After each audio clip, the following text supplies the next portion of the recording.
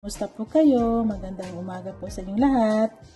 Good morning kasi dito sa akin guys dahil ang oras ko ngayon ay 8 o'clock ng umaga. So anyway, magluluto na lang ako ng aming breakfast at isi-share ko sa inyo kung paano magluto ng egg scrambled muffins.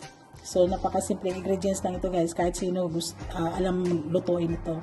Pero sa akin, ito lang yung way ko kung paano ko magluto ng aking egg muffins.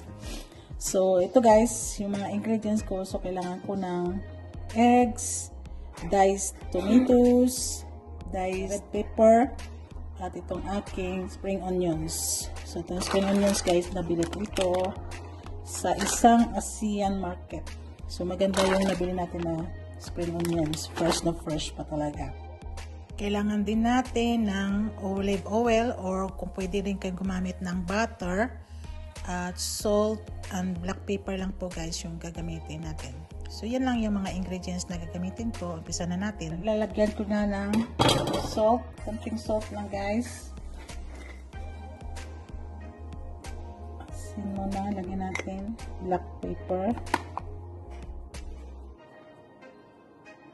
Lagay na natin itong ating spring onion, red pepper, at saka itong ating tomatoes. At nakalimutan ko pala, kailangan natin ng chicken ham. So, naka-slice ko po siya ng maliit. Ayan. At saka na natin halu-haluin.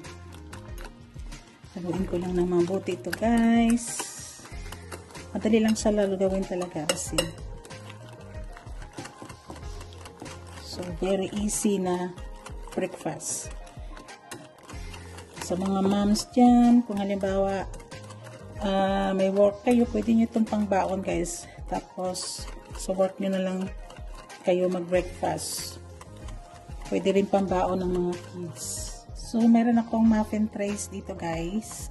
Ilalagay ko siya dito. So, ito yung style ng aking muffin baking tray or muffins tray. So rubber po ito siya guys. Ngayon ang gagawin ko, meron akong olive oil dito. Gagawin ko, lalagyan ko siya ng kunting olive oil.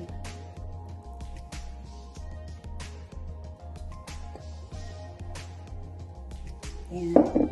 Tapos i-brush lang natin sa gilid yung ating olive oil.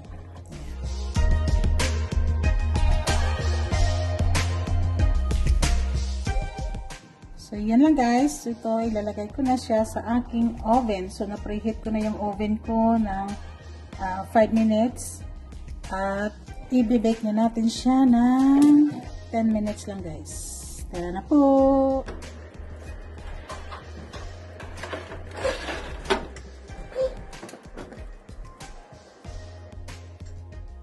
Voila guys, ito na yung aking ginawang muffins egg omelette. So after 15 minutes, yan na po yung result ng aking nilagay sa oven. So napaka-perfect yung pagka-luto natin. Ayan, talagang ang ganda ng texture niya. Golden yellow yung kulay niya. So yan lang po guys. Thank you so much everyone. Have a nice day po and God bless po sa ating lahat. See you again next time guys. Bye!